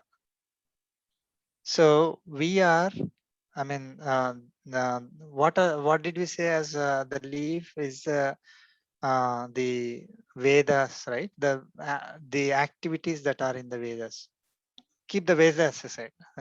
We get confused because we didn't read the Vedas. But so all the activities that we do. So all the activities that we do are the leaves, and those activities are actually nourishing the tree. Okay. Now it starts growing. Those activities are actually, it starts growing means what is happening? The karma bandha is increasing now. We are becoming stronger and stronger. And the karma bandha, the roots are spreading under the earth, they're spreading. So the karma bandha is increasing. So as we are doing the activities, okay, our karma bandha, karmic bandage is increasing, and we are becoming more and more uprooted in, more and more rooted in this Manusha Loka. Yeah. Our liberation is becoming harder and harder. Okay, detachment, I guess. Okay. We are not, I mean, we can't detach ourselves now. Okay. No. So, Yeah. I mean, this aswadha, I think I'm just thinking how we relating, like, to life. Probably are they saying, is Krishna saying to develop detachment? Figuratively, he's saying that. that will come later. Okay. Let us imagine now, like we are doing the activities, and those activities are feeding us. We are doing the activities thinking that it is for me. Okay. They are increasing my karmic bondage. Right. Making me more and more fixed into the ground. I keep growing. Okay. So I get more and more. So now I start growing, right? Like the trees, now the trunk is growing, and then so then what is happening? I see something Vishaya, and then a shoot comes out of the trunk or the branch, saying, "Oh, I want to experience this one. I want this." The desire to experience it, or a desire to run away from it, whatever it is, Vishayas. So a shoot comes, okay, and then from that shoot, again the when we are pursuing those Vishayas, again we do activities. So there are leaves, then the leaf starts growing, and then it becomes a big branch, and then it starts growing too. Okay, so and then another Vishaya we run after. Then another branch comes up. Okay, another branch comes up, another branch comes up. So we and then each of them will start having activities on their own. So this Vishaya I will do some activity, that Vishaya I will do some activities. So all these activities, I think I'm doing it for myself. I know I need to experience this, and I know I need to experience the sensory objects. So when I'm doing that, my roots are growing. I'm getting more and more leaves, and then the tree is becoming bigger and bigger, and becomes very difficult to detach now. Okay, so but having more Vishaya Jnanam, right? The roots should not be getting stronger then. Vishaya Gnanam, you're saying? Yeah, I mean, see, these leaves are related. I mean, compared to Vedam, Veda Jnanam, and all that. Then No. by So then that's you what I develop mean. Vishaya. That's why I'm saying that it is little confusing when you say the root leaves are the Vedas, right? Okay. See what is there in the Vedas. Allah, where was it? Gunas. Okay. Traigunya Vishaya Vedaha. Okay. So these Vedic scriptures, so I mean Swamiji's translation, Vedic scriptures are concerned about people of three qualities. There are activities that are defined in those in the Vedas for that are suitable for uh, uh, people of any of these three qualities. Like Sattva person wants to learn more about God, right? Self-realization and all that. It is there. Rajasic person having kamya karmas, like I want to get something, I want to have this, I want to have that. What should I do in order to get that? Kamya karmas, that is there. Tamasic people also it is there. What kind of activities that they can perform. So for basically Vedic scriptures contain activities for any type. Of course, it has the knowledge and also all the activities that any type of person can pursue. Okay. So these Vedas, that leaves that we are talking about, are all the activities for all three types of people, right? So when three types of people means they are under the influence of those Vedas. That means what happened? They're not. They did not transcend the gunas. Sorry, they're not. See, when I say Vedas, means they are the activities that are in the that are given in the Vedas. Those activities are for people of each of the gunas, right? So if I have sattva dominant, I have some activities for me. If I am Rajasic dominant, I have some activities for me. Tamasic dominant, I have activities for me.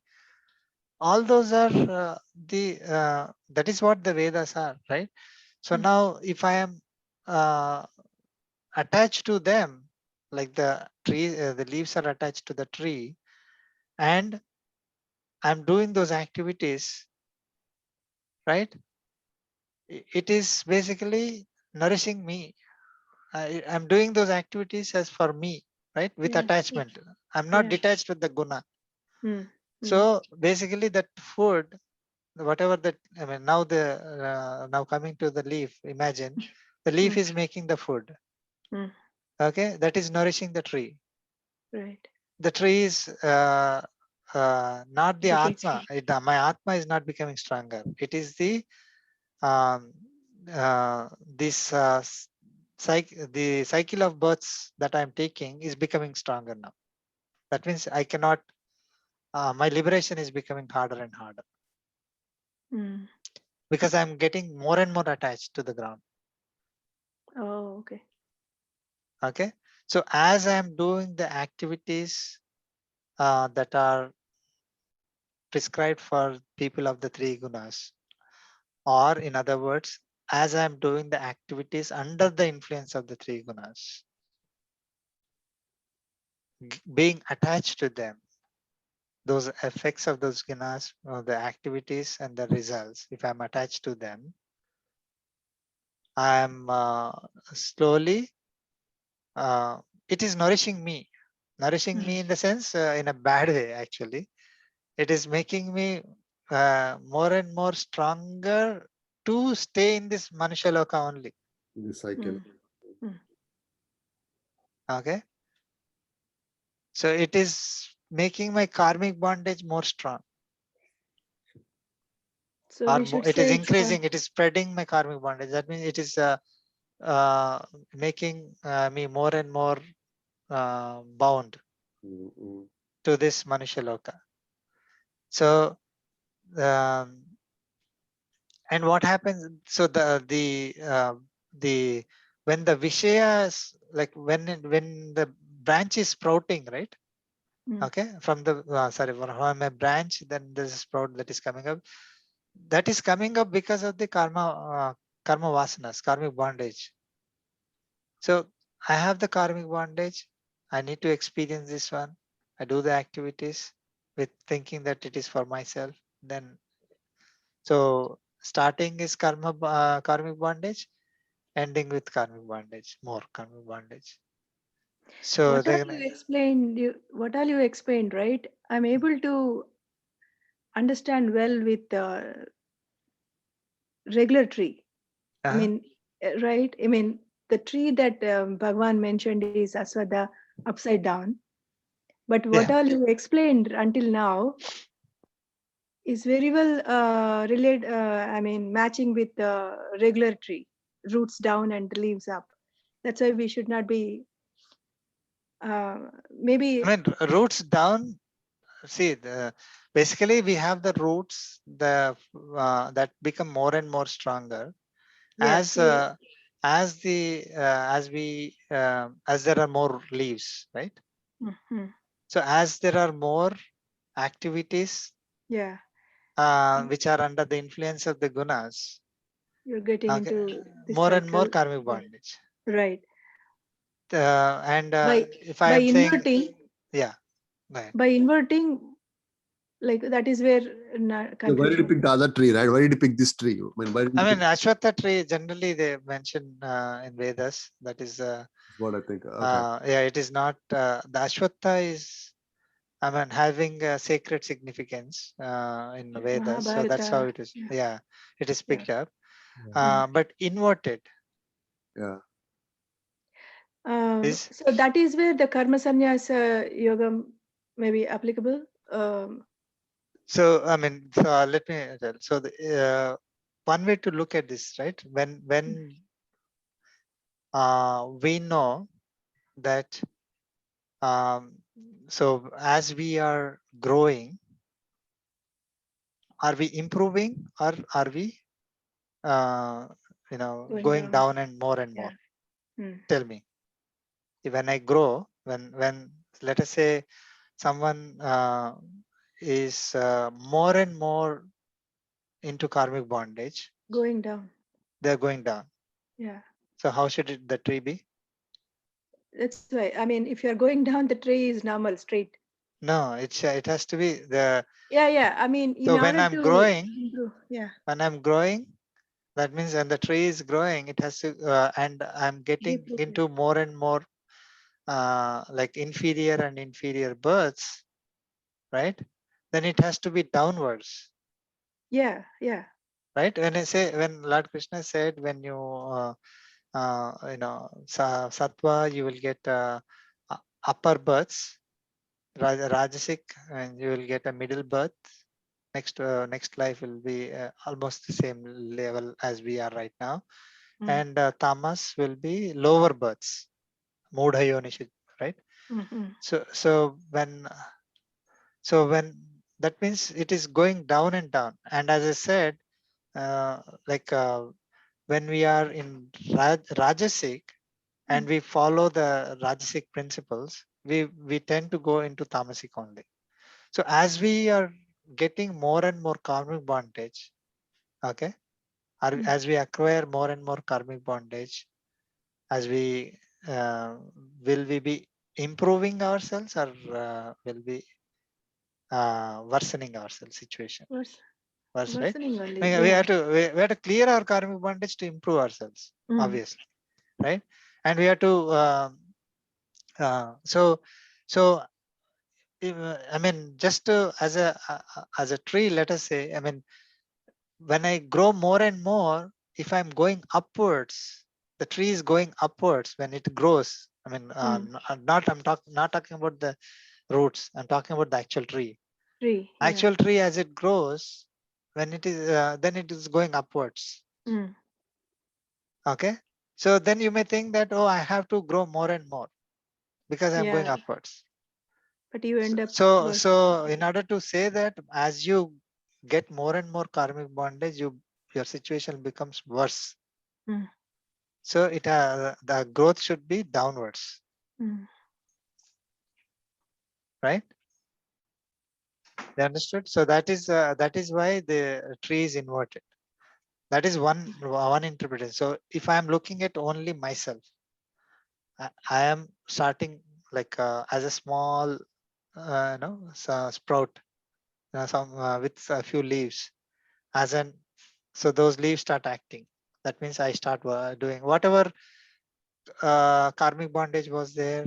Based on that, whatever guna I had, I got a birth, and based on that, I'm doing some activities. So there are some leaves, right? And then those leaves start nourishing the tree, and it starts growing. Now, what's happening there? If I'm doing any activities, thinking that I am doing them, this is by me and the results are for me, then obviously the karmic bondage is increasing. So my tree is growing, so it is growing downwards. So unless I do something, it will always go downwards only. Isn't basically, it? tree should not grow. Right. But it always, so Lord Krishna explains in the next one. It is so difficult to cut it. Right. Okay. So how can you cut the tree? Is he's going to give in the next sloka. So you I mean, if we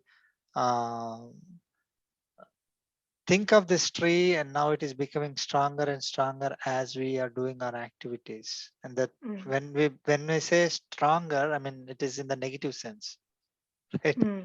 Yeah. Okay. And then it is growing means it is growing downwards, so it is becoming negative, more and more negative. And what we need to do is we need to cut the tree. I mean, we should not be growing. Cut down these activities. Yeah. But how do we cut the tree is what Lord Krishna is going to explain. Oh, one more thing is the branches are spreading upwards and downwards. So some whatever branch is going upwards is having the daivi qualities. They're and then downwards is I mean, so that going upwards is daivi and downwards is asuri. This is one interpretation. The other interpretation is cosmic interpretation. The top is Brahma. Okay, Brahma is on the top, and from him all the branches are coming up, and the lower as the tree is growing, right, the lowest will be the all these insects and animals, and before even below that will be stavaras. So and then middle will be a manusha, and then top will be the devatas. So that is how it is given. But I think we need to understand it from our perspective. I think that would make much more sense for our practical application. So as imagine all the leaves, all the activities that we are doing are leaves on different branches. Each branch is to satisfy vishaya, to satisfy something, right? In response to some vishaya. So I saw something, I want to do something, in response to it.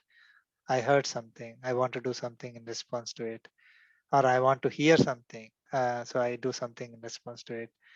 So all the vishayas are leading me to activities. Those activities are actually increasing my karmic bondage and making me much more firm, making my presence in this Manusha Loka more and more firm with the more and more karmic bondage.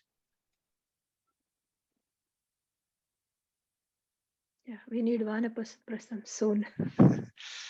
That's not needed. I mean, Lord Krishna explained in the next sloka itself.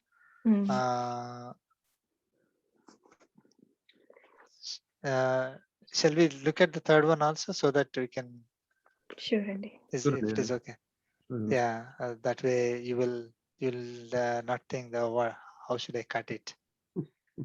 I know. Yeah, I'll be I mean, thinking the slowly. one immediate thing will be to say, oh, no, we should stop our life. But that is not going to solve the problem, because it's only going to stop that whatever that part. But the tree is already so big. So karmic bondage is already there. I can't change it. The tree is not going to die just because one small leaf, some small part of the branch is gone. Right.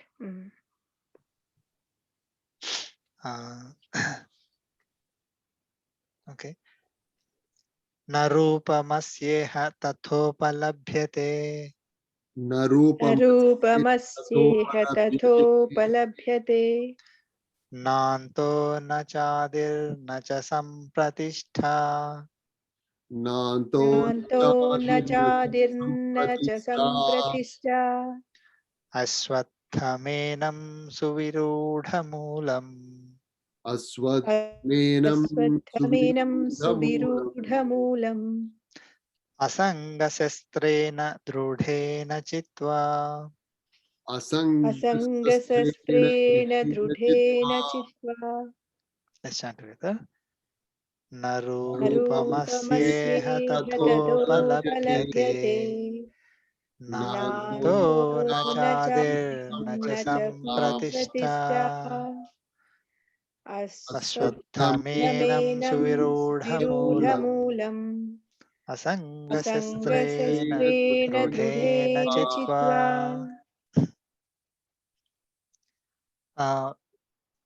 So now the tree, you are able to imagine the tree with the roots and the branches and the leaves.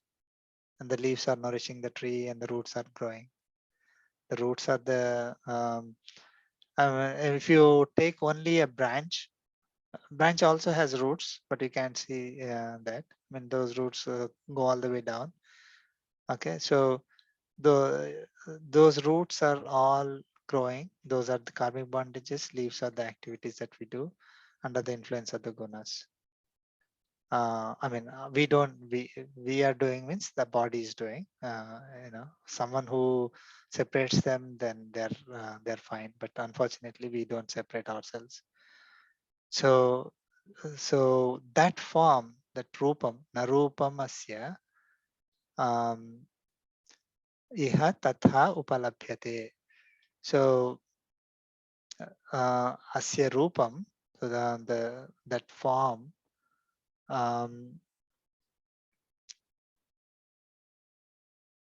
Iha tatha upalabhyate na. So basically, nobody understands in this. Iha means here. So here, no one understands that form. Okay, in the manner that was given. Tatha. Okay. Na, and also, I mean, not only the rupam, na antaha, na cha adhihi, na cha sampratishta. So not the end, not the beginning, not the foundation or the support. So that form, the tree, nobody understands. See, what he said in the sloka 1 is that whoever understands this understands the Vedas, right?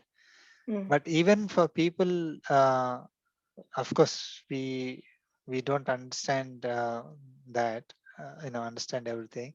But even for people who might be studying the Vedas also, for them also it is difficult to comprehend this whole thing. Okay, so no one is able to perceive this tree. Okay, and whatever that entire the samsara tree. That means nobody is able to conquer it.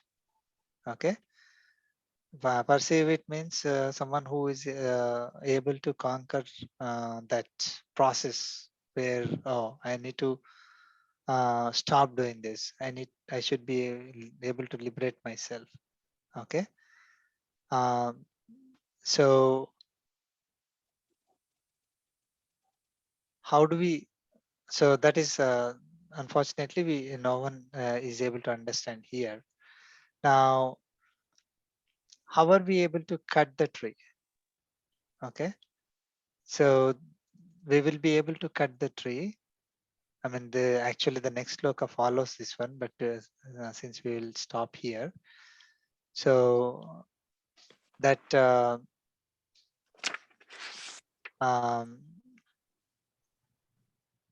ashwatham enam ashwatham suvirudha moolam. So that ashwatham tree, which is having very strong, well-developed fixed roots, suvirudha moolam.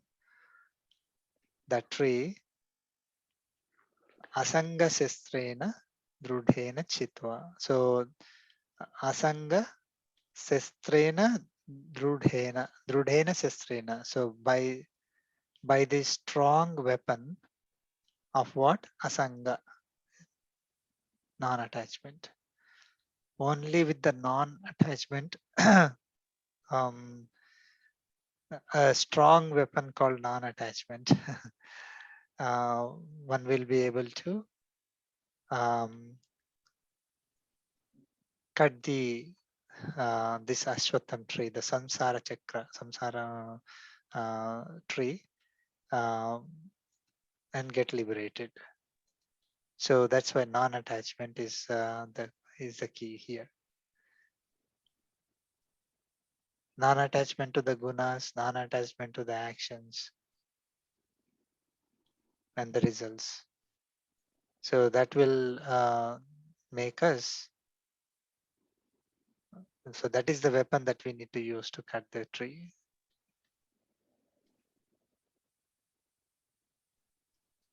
To be liberated.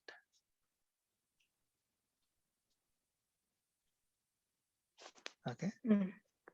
Yeah. There are more. I mean, we'll continue next week. So Lord Krishna explains about the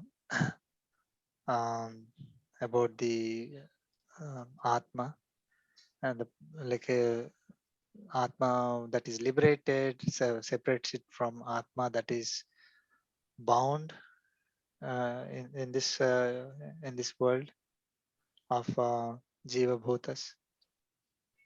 So he's going to explain all that, and he will differentiate himself from the Atmas, this liberated Atma and the bound Atmas in this chapter. Yeah. Any questions? Tree is like a samsara. Tree is a samsara kind of a thing, right? I think It is a samsara tree.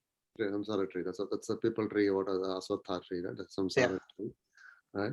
And yeah. So day by day, I think second by second, that's the roots are becoming stronger and stronger, and building more and more karmic bondage. Pretty much, I think because of that, right? We are adding probably. Yeah. And the only way to stop this from growing or becoming stronger and stronger is non-attachment. Yep. That is non-attachment is nothing to the tree, actually. It's outside of that, right? No, so until now it's tree. Non-attachment is non-attachment to the activities, non-attachment to the gunas. Gunas, yeah. So guna sangha is causing the problem. So not attaching to the guna will basically will not make the karmic bond stronger. Break the cycle. Yeah. So each and every activity. I mean, it's like if you have a million leaves, right? Some leaves at least we should be able to do it with the non-attachment. And not be affected by those, and then we'll be, will not make the karmic bondage more that much. Yeah, I thought that because using people trees and roots at the top, right? I thought that he might say, "Oh, you can remove the roots," something like that. Because so okay. Otherwise, you pick a normal tree, right? That's why you don't need to remove the roots if you are able to take care of the leaves. Yeah. If the leaves are gone, yeah, leaves is the food. tree is dead. Yeah, the tree is dead. Yeah, leaves is the food. Yeah. So, I mean, the leaves will not go because we are bound to do the activities.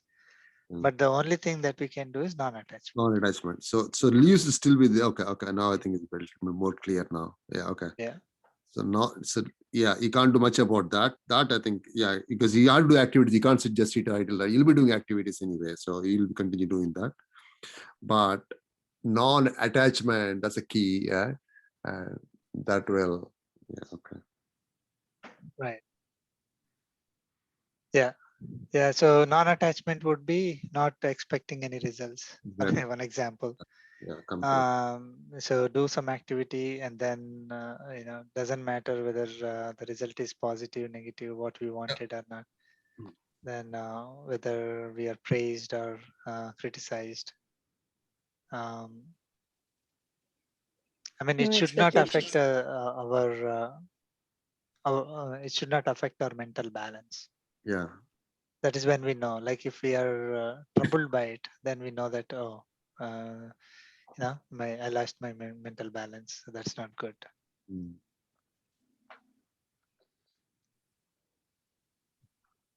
Interesting. Yeah.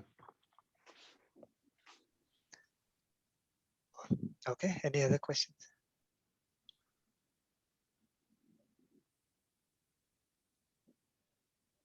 I don't think. Yeah. This was this example was a difficult one, and it's Swamiji's blessings. We are able to present whatever is needed. Yeah, hopefully. I mean, again, it's not like the example is going to give us anything, but it is telling us in a way that we can perceive that whatever all we are doing is actually making our karmic bondage more and more and things like that, which otherwise it will become all theory. Yeah. Like we cannot apply it, see, like saying 10 kgs on paper, with words is different from actually seeing a 10 kg box, right? So even if it is an example, may not be the same thing, but at least we'll be able to visualize it. So Lord Krishna is giving us an example so that we can visualize and tell exactly, okay, this tree is our tree is becoming stronger and stronger. We're getting rooted more and more in this world, and then you need to come out of it, and you have to do it with non-attachment. So this Chitwa having cut down this samsara tree, so he's saying that you can only do that by way of non-attachment. That's what I think. Yeah, but it will continue in fourth. Yeah. So he's saying having cut down, and so it's like a part of this sentence. This one. Yeah, the whole thing, right? Yeah, fourth sloka it will continue. But avyayam is not something, doesn't have a ending, right? I mean, no growth. Avyayam is endless. It's indestructible.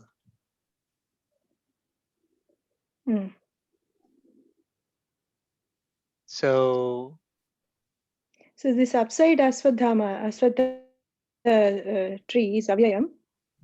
Yeah. It doesn't have end, means. I mean, Okay, maybe it is indestructible. We are telling be destroyed. to cut down. It cannot be destroyed. And then it is saying like it is avyayam. Our goal should be, we should not let it grow, our attachment. Yeah. But again, this Aswadha, the quality of Aswadha tree is avyayam. That's right. As long as we are. Okay.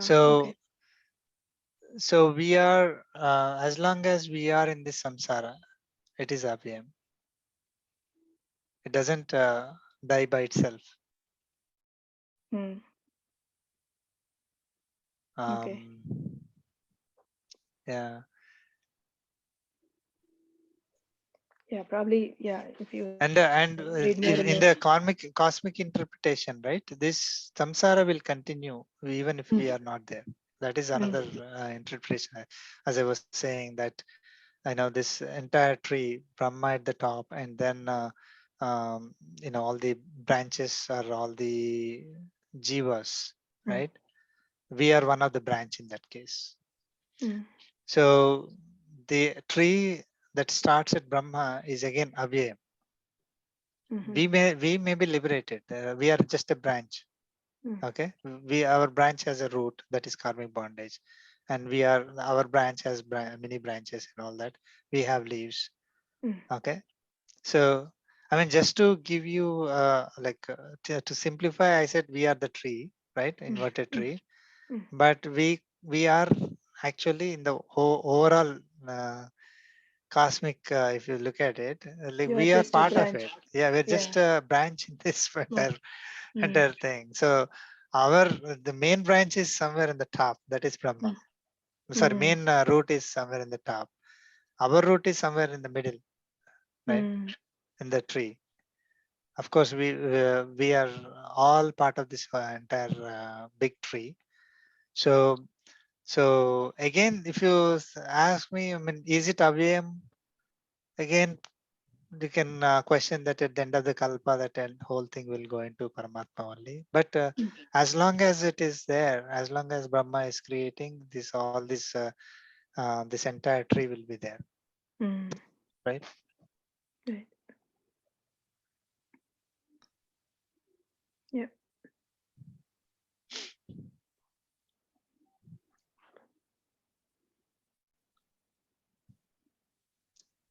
Okay. Okay, Andy. Well, thank you so much. Thank you. Meet again. Very much. Meet again next week, Andy. We'll conclude with the concluding prayer. Kayena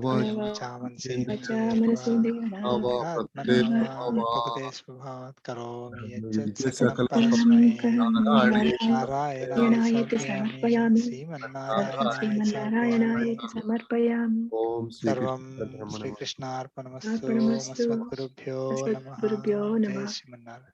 Jai Sriman Narayana. Jai Sriman Narayana. Thank Thank you. you. Thank you.